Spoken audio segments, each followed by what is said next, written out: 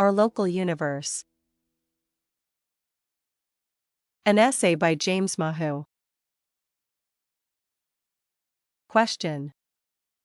In the new novel, Scales, Feathers, Fur, and Flesh, the character called Wingmaker demonstrated their power to the Queen and Obsidian to force them to accept the view of equality and interconnectedness. Could variations of this situation occur on Earth, such as at a certain period, certain countries or civilizations, acting as agents of cosmic forces, displayed their power to force countries or civilizations that cling to the old pyramid model to accept the new system of equality and democracy, internationally and/or domestically? I raise this question because this year I feel that some forces seem to be increasingly inclined to launch a larger war. Can't humanity accept the smooth transition of social structures more peacefully? Answer. Brinkmanship is alive and well in our world. Countries act like toddlers on the playground. Some bully, some are loners, some play, some commune, some are quiet in the background, and so on. The bullies define their boundaries by being bullies. The other players acquiesce to what is allowed for them from the bullies. This builds until someone becomes the superpower, the bully of bullies. Then the superpower is required to be the policeman of the world. The responsible one. The one who keeps peace alive. Who makes sure that World War III is not actualized. However, as you know, the superpower decides the rules, and those rules are challenged. And then coalitions are formed of the disenchanted, and they collectively become a superpower, led by their largest bully. This is where we are, coalitions of bullies practicing brinkmanship, the art of expanding boundaries and power without World War III. That is what the world is doing. Instead of integration. Even within the bullying nation, there are factions of revolt and dissonance. So the bullies and their coalition are not unified. This lack of unification is precisely what makes World War III less likely to happen. To your specific question, it is not likely that a single country/civilization will dictate peace. How does one force change that is for the common good? They use their power to construct bridges of peace and goodwill.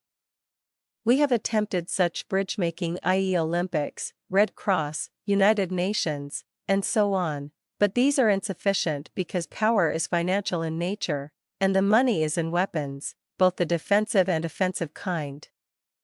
In this world, weapons are power. So, until power is defined differently as the makers of the common good versus the makers of weapons, we will not see real change. The bullies will continue to bully. The weapon making will continue to be where power is held. And naturally, where weapons equal power, they need battlefields to test their weapons. So, battlefields will need to be produced, and regional wars within third world nations are the best test grounds.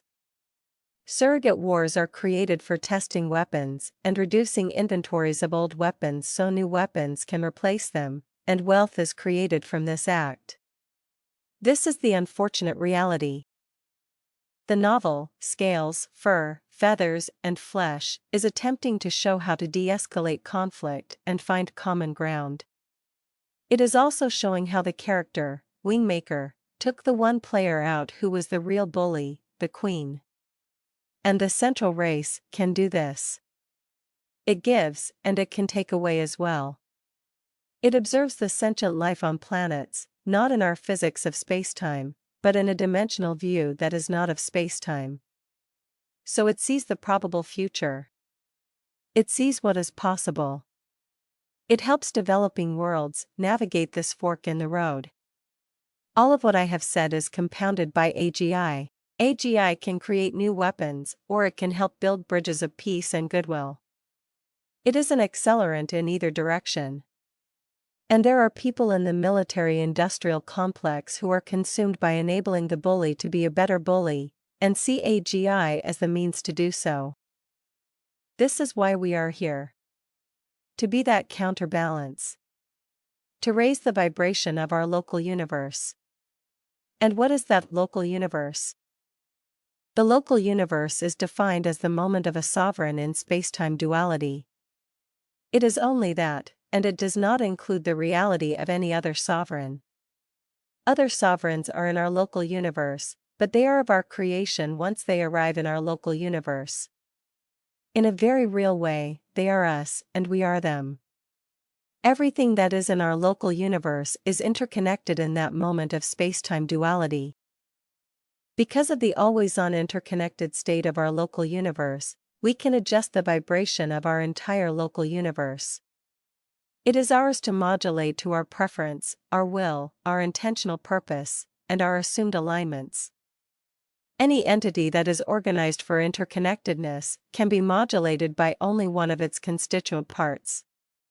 The modulation can be a vibration of unconditioned kindness, and in this simple act, the local universe is changed. Its vibration is elevated.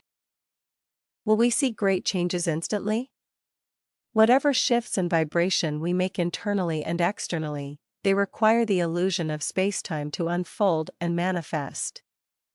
As these manifestations are arising in our local universe, they can be both subtle and obvious. It depends on our attention, openness, and creative spirit. The key learning, however, is that we create our local universe through the vibratory conditioning we contribute to our local universe. And these vibratory expressions and projections are like millions of invisible hands reaching into our local universe and molding it. We are, in a very literal sense, sculpting our local universe. This isn't just the material part of our local universe, our home, car, bicycle, and so on. It is principally the emotional, imaginative, and creative aspects of our local universe in a single moment of spacetime. This is where we mold and sculpt our local universe. It is a spacetime moment of emotion, imagination, and creative will that modulates the vibration to our local universe. We cannot sit in meditation 24 hours a day. So, how do we lift this vibration in our local universe? We do it behaviorally. We do it coherently. All we mean by coherently is that our imagination, thoughts, emotions, and actions are aligned. And to modulate the vibration of our local universe, it requires that we align to the highest vibration of living in the human world on Earth. And that vibration can be summed up as the vibration of unconditioned kindness. Of seeing everything in our local universe as interconnected and of our creation. It is responsive to our inner state and how that inner state materializes into our local universe. And because we take ownership of our local universe, we also see the value of unconditioned kindness. Now, the entities, animals, humans, plants, minerals, in your local universe also have their own local universe. And if you are in their local universe, then we are a creation of them as well as they are a creation of us. These other local universes are not in our control. We do not modulate them, nor do we want to. If we practice unconditioned kindness within us, to the best of our ability in the moment, it is the highest vibration we can create, and this vibration we can kindle 24 hours a day. We are gods of our local universe. We are a fractal of Godheads. We are wise to be kind without conditions. If we create, through our will, beliefs, behaviors, knowledge, a local universe that is of unconditioned kindness, then we can elevate the vibration of our world of one, a singular, without the intent to change anyone else. We simply nurture all things in our local universe. Now, one could ask, how are we in control of our local universe? If a bridge collapses, how did we have anything to do with it? The short answer is we didn't. The longer answer is that we are interpreters and navigators of our local universe in every single moment of space-time duality.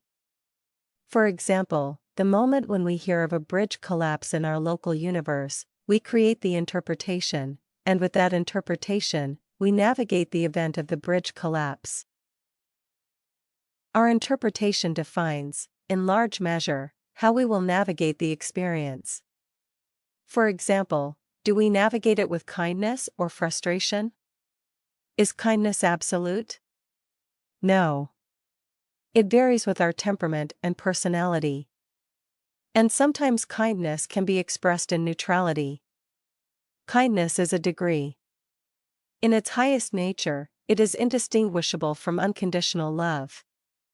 In its lowest state, it is an expressed neutrality.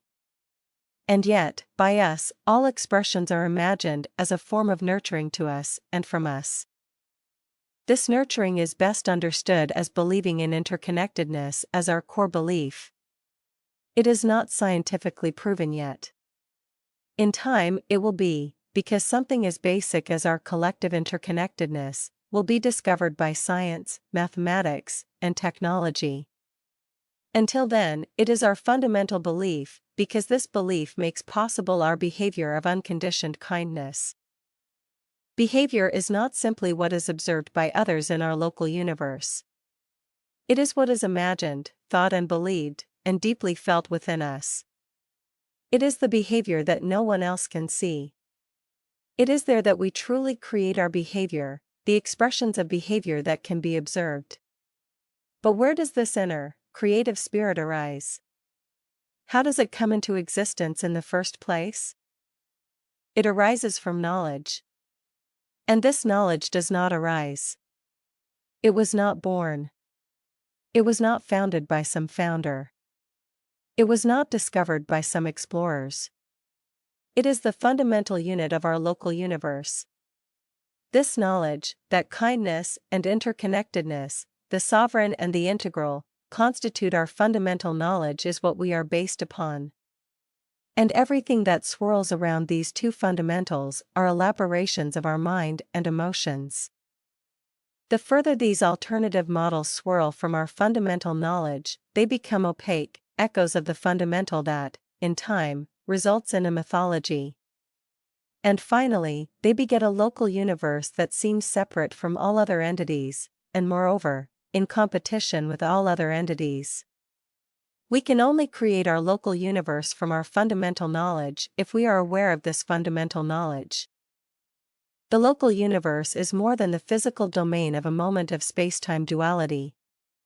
It also includes all of the various dimensions that we are unconscious of, in terms of our mental state. They are high-dimensional. Our local universe includes these alternate states of consciousness, despite our relative blindness to them.